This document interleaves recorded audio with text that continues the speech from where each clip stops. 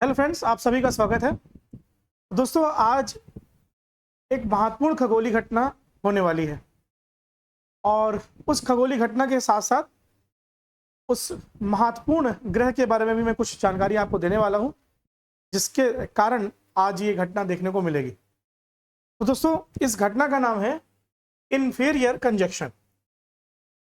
Inferior conjunction क्या होता है, इसे बहुत अच्छे से समझते हैं और ये आपके लिए एक इम्पॉर्टेंट इंफॉर्मेशन तो होगी ही, साथ में कुछ ऐसे पॉइंट्स भी डिस्कस करूंगा दोस्तों, जो शायद आपसे एग्जाम में पूछे जा सकते हैं। तो सोचिए, सबसे पहले यह तब होता है जब कोई ग्रह, ठीक है, कोई ग्रह किसी दूसरे ग्रह और सूर्य के बीच में आ जाता है। जैसे एग्जाम्पल है, अगर मैं आज की घटना की बात करूं तो आज क्या होने वाला है, तो दोस्तों आज शुक्र यानी कि वीनस, ठीक है, शुक्र यानी कि वीनस सूर्य और पृथ्वी के बीच आने वाला है। सूर्य और पृथ्वी के बीच आज वीनस आएगा, अलाइन होगा एग्जैक्टली। अगर मैं आपको दिखाना चाहूं तो ये पोजीशन होने वाली है। ये है हमारा प्यारा प्लैनेट अर्थ, ये है वीनस की पोजीशन और ये है दोस्तों सन। तो आप ये देखिए, ये प्यारा सा अलाइनमेंट आज आपको रात्रि 9 बजे के आसपास देखने को मिल सकता है। आप नॉर्मल आंखों से नहीं देख पाएंगे इसे, पर अगर दूरबीन या किसी तारामंडल के आसपास अगर आप रहते हैं तो निश्चित तौर पे इस घटना को देखने के लिए आप जा सकते हैं वहां पर। इस अलाइनमेंट को ही कहा जाता है इंफीरियर कंजक्शन, ठीक है, याद रखिएगा। यानी कि जब सन और अर्थ के बीच में या किसी दो प्लेनेट के बीच में, मतलब एक स्टार और एक प्लेनेट के बीच में कोई अगला या नेक्स्ट जो प्लेनेट है वो आ जाए, तो इस पर्टिकुलर कॉन्सेप्ट को इंफीरियर कंजक्शन कहा जाता है।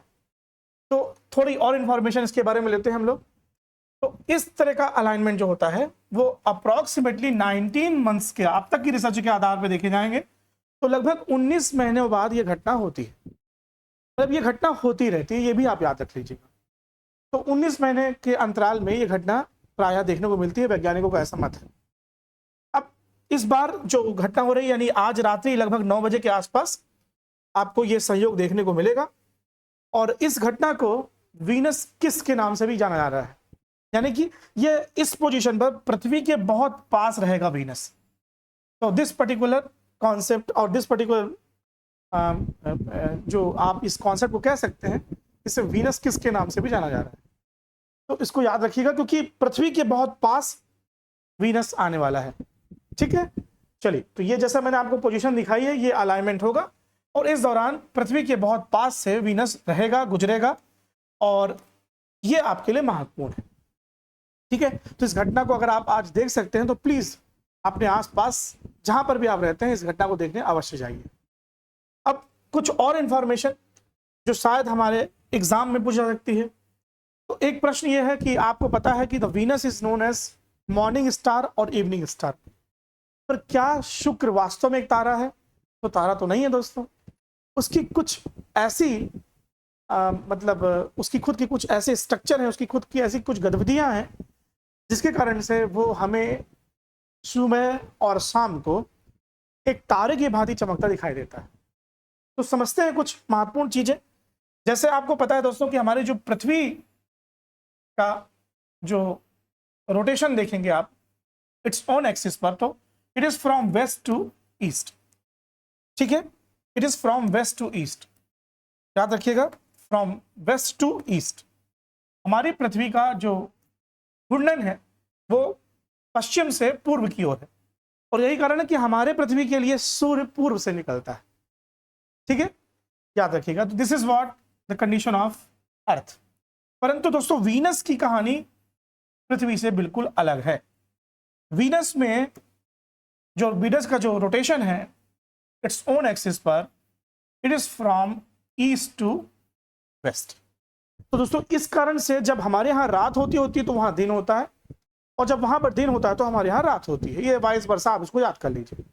यही कारण है कि जब हमें यहाँ रात होती है और यानी सांझ होती रहती है, सूर्य की रोशनी थोड़ी कम पड़ती है, तो उस वक्त वीनस चमकता हुआ दिखाई देता है, क्योंकि उस वक्त वीनस में दिन ही होता है दोस्तों। जो जो हमारे यहाँ रात होती जाती है वहां पर दिन होता चला जाता है।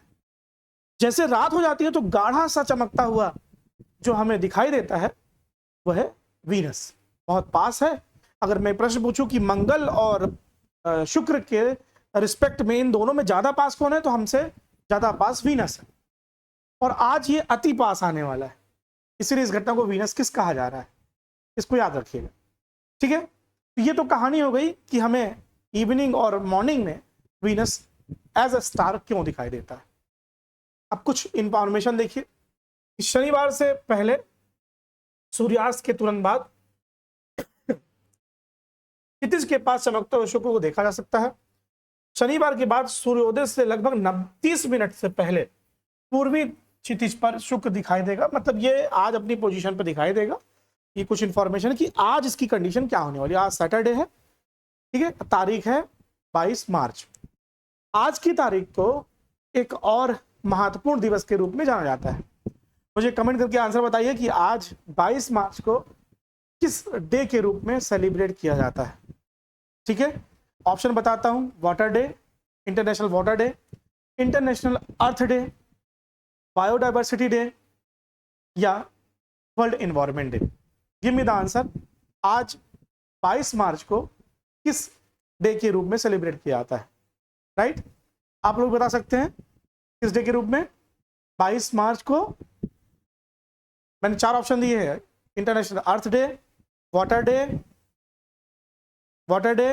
बायोडाइवर्सिटी डे और अगला पॉइंट मैंने बताया है world environment day. Answer world water day. 22 अप्रैल को क्या होगा जी? I am waiting for your answers. आगे बढ़ते हैं और कुछ इंफॉर्मेशन और समझते हैं। अब शुक्र ग्रह के बारे में कुछ विशेषताओं को हम यहां डिस्कस कर रहे हैं। Some important information about Venus. ठीक है, देखिए सबसे पहली बात, यह क्रम में सूर्य से दूसरा ग्रह है। यानी अगर मैं यहां पर अज्यूम करूं तो सन के बाद आपका आएगा मरकरी और अगला होगा वीनस। ठीक है, ये मरकरी, उसके बाद आएगा वीनस। याद रखिएगा, बहुत इंपॉर्टेंट इंफॉर्मेशन आपको बता रहा हूं। ये जो हमारे इनिशियल 2 प्लेनेट हैं, इन दोनों के पास कोई भी नेचुरल सैटेलाइट नहीं है। ठीक है, नेचुरल सैटेलाइट नहीं है, याद रखिएगा। मैंने अभी आपको बताया वीनस उल्टा, पृथ्वी के रिस्पेक्ट में उल्टा है उसका रोटेशन, यानी it is from east to west. क्या वीनस में अभी की कंडीशन के अकॉर्डिंग लाइफ पॉसिबल हो सकती है? दोस्तों, अभी कंडीशन के हिसाब से लाइफ पॉसिबल नहीं हो सकती। कारण है वीनस का यानी शुक्र ग्रह का जो इन्वायरमेंट है उसमें कार्बन डाइऑक्साइड का परसेंटेज अप्रोक्सीमेटली 96% है। और दोस्तों पृथ्वी पर, अर्थ पर इस वक्त CO2 का परसेंटेज हमारे इन्वायरमेंट में कितना है?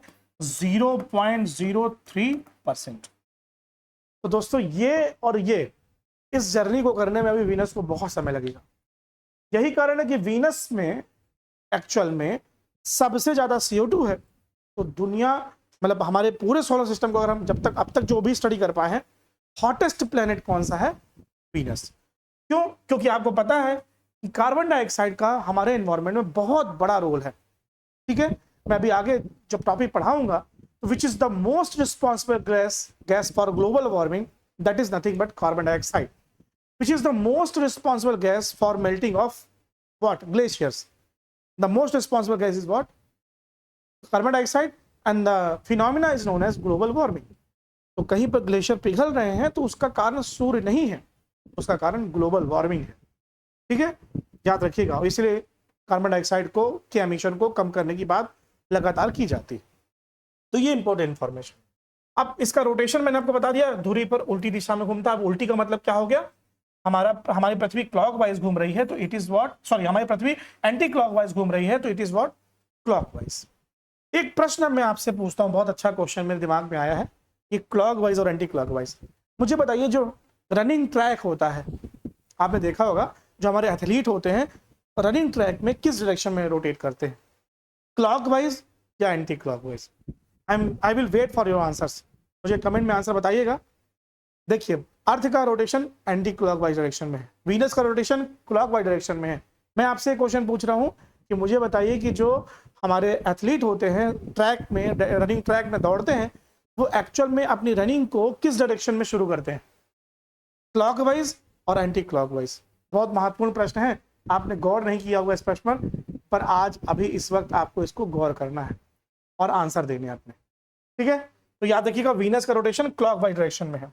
अब इसका वायुमंडल मैंने बताया, तो मैंने इस बताया कि कार्बन डाइऑक्साइड का परसेंटेज बहुत ज्यादा है, जिसके कारण इसे ग्रीन हाउस प्रभाव से बहुत अधिक यहाँ पे ग्रीन हाउस प्रभाव देखने को मिलता है। I will explain what is the concept of green house प्रभाव। ग्रीन हाउस क्या होता है मैं आपको बताऊंगा, ठीक है। चलिए थोड़ा सा एक्सप्लेन करते हैं। देखिए ग्रीन हाउस का मतलब समझ लीजिए पहले, ये ग्रीन हाउस वर्ड कहां से आया। आप सभी जानते होंगे रशिया का वो पार्ट जो लगभग मैक्सिमम टाइम जो बर्फ से आच्छादित रहता है उसे साइबेरिया कहते हैं। मतलब दुनिया का सबसे ठंडा जो रीजन ठंडियों के समय में पाया जाता है वो भी साइबेरिया के किसी पॉइंट पर पाया जाता है। हर साल ये डेटा चेंज होते रहते हैं। साइबेरिया वो पार्ट है दोस्तों जो एशिया में आता है, रशिया का वो पार्ट जो एशिया में आता है उसे साइबेरिया कहते हैं। अब वहां पर भी कुछ लोग रहते हैं, वहां पर दोस्तों वेजिटेशन के लिए यानी कि सब्जी उगाने के लिए, फसल उगाने के लिए इग्नू हाउसेस बनाए जाते हैं। बड़े बड़े हाउस इस टाइप के बनाए गए जो पॉली हाउस जिसे कहा जाता है, जिसके अंदर प्लांटेशन किया जाता है। मतलब उसका स्ट्रक्चर कुछ ऐसा होता है, आपने देखा होगा, आप कभी नर्सरी विजिट किए होंगे, वहां पे व्हाइट कलर का ये बनाया जाता है। इससे क्या होता है कि अगर सन से रेडिएशन आए तो वो सन के रेडिएशन को आने देता है, परंतु ये रेडिएशन जब छोटे छोटे यहाँ पे पौधे लगे हुए हैं तो इनकी वृद्धि में ये रेडिएशन सहायक होता है। परंतु ये जो पॉली हाउस है ना, ये रेडिएशन को वापस जाने से रोकता है। मतलब ये रेडिएशन जब आते हैं तो इन्हें वापस जाने से रोकने का काम कौन करता है, यही पॉली हाउस। तो अब आप इस पॉली हाउस को जब अंदर से जाके देखोगे तो आपको अंदर ये क्या हो रहा है, वेजिटेशन हो रहा है। तो इसका कलर कैसा दिखाई देगा आपको, ग्रीन। तो नाम हो गया ग्रीन हाउस, ठीक है। Is that clear? नाम क्या हो गया, ग्रीन हाउस। फिर से एक्सप्लेन करता हूं। साइबेरिया के रीजन में जो सब्जी उगाने के लिए, फसल उगाने के लिए बड़े बड़े पॉली हाउस बनाए जाते हैं। उन पॉली हाउसेस की ये एक फिनोमिना होता है कि वो रेडिएशन को अंदर तो आने देते हैं परंतु बाहर जाने से रोकते हैं। तो अगर बाहर बर्फ जमी हुई है परंतु अंदर वेजिटेशन पॉसिबल हो जाता है बिकॉज ऑफ दीज हाउसेस। अब जब वेजिटेशन पॉसिबल हो जाता है, आप अंदर घुसेंगे, इन्हें देखेंगे तो कैसे दिखाई देंगे आपको, ग्रीन। क्या दिखाई देंगे, ग्रीन। तो इनका नाम क्या हो गया, green house. Is that clear? इसका नाम क्या हो गया, ग्रीन हाउस। अब आप इससे जोड़ सकते हैं कार्बन डाइऑक्साइड को भी। ग्रीन हाउस गैस कैसे हुई है, बहुत इंपॉर्टेंट पॉइंट बता रहा हूं, बहुत अच्छे से समझिए इसको। क्यों हम इसे ग्रीन हाउस गैस कह रहे हैं, बहुत ध्यान समझिएगा, बहुत अच्छे से इसे आप समझ लीजिए यहां पर। तो लेट अस अज्यूम ये हमारा प्यारा स्टार है, यानी कि कार्बन डाइऑक्साइड CO2 को ग्रीन हाउस गैस क्यों कहते हैं। तो मैंने अभी आपको ग्रीन हाउस के कॉन्सेप्ट को समझा दिया। अब इसको कार्बन डाइऑक्साइड को ग्रीन हाउस गैस क्यों कहते हैं, दिस इज इंपॉर्टेंट, ठीक है। सन है और मान लीजिए हमारा प्यारा प्लेनेट अर्थ हो गया, ठीक। सन से क्या आते हैं, ऑलरेडी आई टोल्ड, क्या आते हैं, रेडिएशन आते हैं। क्या आते हैं, हाँ, बहुत इंपॉर्टेंट समझिएगा, रेडिएशन आते हैं। ये रेडिएशन हमारे इन्वायरमेंट से होकर हमारे पृथ्वी के अंदर आते हैं। तो let us assume this is what, environment around our earth. अच्छा, हम पृथ्वी में रहते हैं या पृथ्वी पर रहते हैं, हम पृथ्वी पर रहते हैं, पृथ्वी के इन्वायरमेंट में रहते हैं, ठीक है। हम कहाँ रहते हैं, पृथ्वी पर, और पृथ्वी के इन्वायरमेंट में रहते हैं।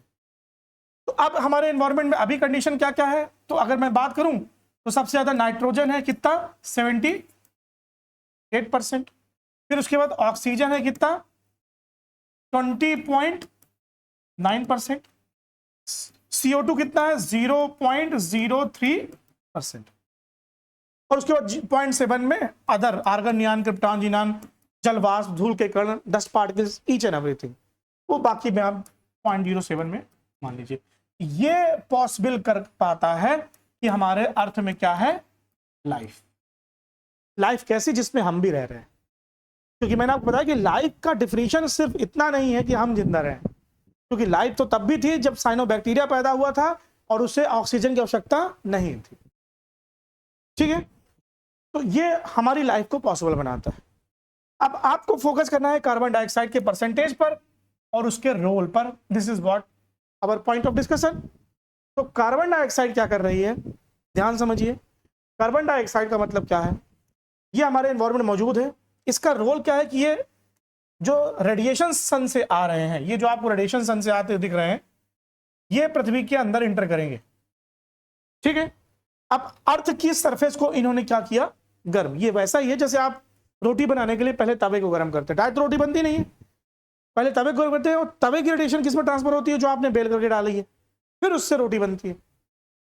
तो आप बहुत ध्यान समझना, जब ये रेडिएशन आए, मान लीजिए सुबह 6:00 पर सूर्य उदय हो गया और कहते हैं दिन के 12 बजे तक वो मैक्सिमम अपनी हीट दे सकता है। 12 बजे के बाद कहानी चेंज होना शुरू हो जाएगी। परंतु आपको पता है गर्मी 12 बजे मैक्सिमम नहीं होती, गर्मी मैक्सिमम आपको लगेगी 3 से 4 बजे के बीच। कारण ध्यान समझिए, ये रेडिएशन आ रहे हैं जो पृथ्वी को गर्म कर रहे हैं। ठीक, अब हमारे पास जो कार्बन डाइऑक्साइड, उसका रोल क्या है कि वो पृथ्वी जो सूर्य से रेडिएशन है उसको आने देती है, आने देती है। तो उसने वो क्या करेगी, पृथ्वी को गर्म करेगी। रेडिएशन सन से आने वाले रेडिएशन पृथ्वी को गर्म करेंगे, पर जैसे ही वो रेडिएशन गर्म करेंगे तो पृथ्वी रेडिएशन छोड़ेगी। जैसे आप गर्म रोटी छू सकते हो क्या तुरंत हाथ से, क्यों, क्योंकि उसमें भी क्या होगा, रेडिएशन होगा। जो रेडिएशन अर्थ छोड़ती है उसे ब्लॉक करने का काम कौन करता है, carbon dioxide. Same phenomena which was done by that poly house. तो कार्बन डाइऑक्साइड जितनी अधिक होगी उतना ब्लॉक करेगी। नहीं तो बुध में क्या है, मरकरी में क्या है, इन्वायरमेंट नहीं है, तो सूर्य वहां भी चमकता है पर आता है, और पर यहां पर 0.03% के हिसाब से CO2 रोक रही है।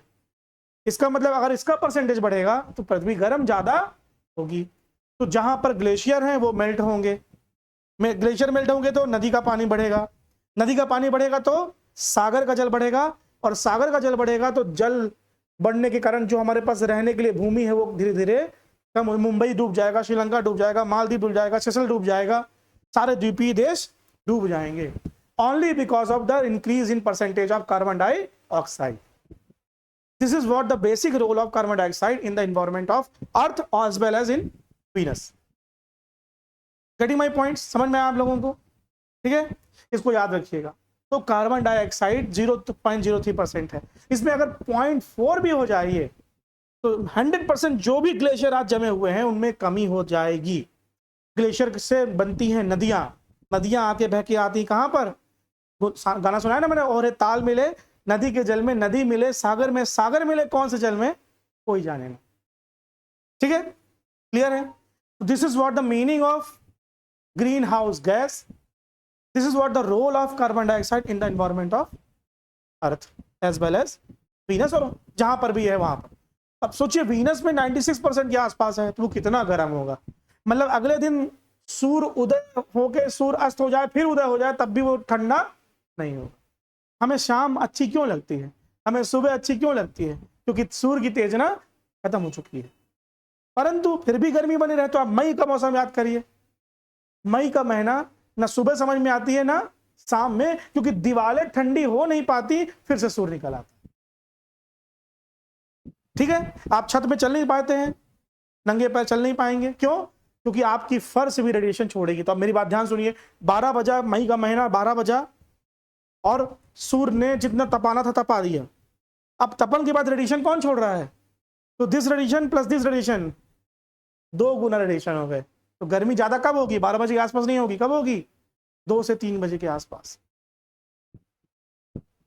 गेटिंग माय पॉइंट्स, समझ में आया? तो इसको बहुत ध्यान से रखिएगा, आप लोग भी जो ऑनलाइन पढ़ रहे हैं ध्यान से समझिएगा। ठीक है, तो अब आपसे कभी कोई पूछेगा कि कार्बन डाइऑक्साइड को ग्रीन हाउस गैस क्यों कहते हैं, कोई पूछेगा कि why carbon dioxide is most responsible for global warming और एंड ऑल, तो इसको याद रखिएगा, कार्बन डाइऑक्साइड का सबसे इंपॉर्टेंट रोल है, क्योंकि इसका एक फिनोमिना है कि सन के रेडिएशन को आने देती है, पर जो रेडिएशन पृथ्वी छोड़ती है उसे ब्लॉक करने का काम करती है कौन? Carbon dioxide. तो क्या इसे हम खत्म कर दें? खत्म कर देंगे तो रहने के लिए टेम्परेचर नहीं बचेगा, पृथ्वी ठंडी हो जाएगी जैसे थी। मैंने बहुत दिन पहले शक्तिमान सीरियल देखा था, तो उसमें युग आते हैं बहुत सारे, एक शीत युग भी आता है। तो ऐसा भी नहीं हो सकता कि पृथ्वी से कार्बन डाइऑक्साइड खत्म कर दें। क्यों खत्म कर देंगे? हम फिर नहीं रह जाएंगे, क्योंकि कार्बन डाइऑक्साइड लेता कौन है? कौन लेता है? पौधे। जब लेते हैं तब देते हैं क्या? कार्बन डाइऑक्साइड लेकर के देते हैं ऑक्सीजन, करते हैं फोटोसिंथेसिस। ये याद रखिएगा।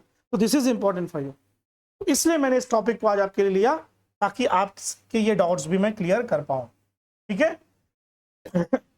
Is that clear? चलिए, तो यहां इसको समझ लीजिएगा, मैंने आपको बता दिया। तो अब आपसे कभी कोई पूछेगा what is the concept of green house, I think you are able to answer this particular point. ठीक है?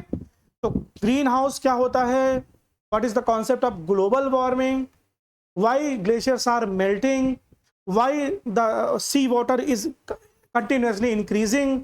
ठीक है? How do you protect the environment, these all answer are associated with the percentage of carbon dioxide. ठीक है? Clear है? याद रखिएगा। तो इस तरह से हम जब हम कोरिलेशन के कॉन्सेप्ट को लेकर चलेंगे, डेफिनेटली हमें बहुत आसानी से चीजें मगअप होती चली जाएंगी। ठीक? चलिए कुछ और चीजें देखते हैं। तो यहां देख लीजिएगा, ये मैंने आपको ऑलरेडी बता दिया है। अच्छा, यहां देखिए एक इंपॉर्टेंट पॉइंट और है, हम तुलना कर रहे हैं। तो जो शुक्र पर एक दिन होता है वो पृथ्वी के, शुक्र पर एक दिन पृथ्वी के 243 दिन के बराबर होता है।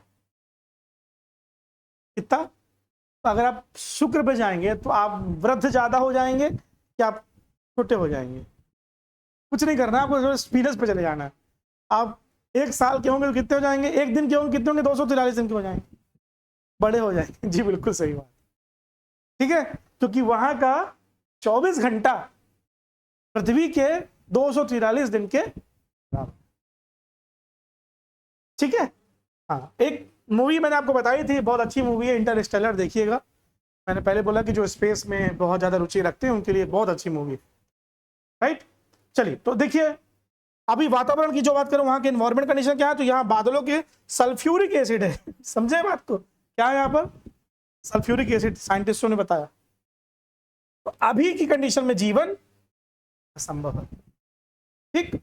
क्वेश्चन एक्चुअल में मैडम ये पूछाता है कि क्या कारण है कि जो मरकरी है वो तो सबसे पास में है, मरकरी सन के सबसे पास में है, पर गर्म क्यों है?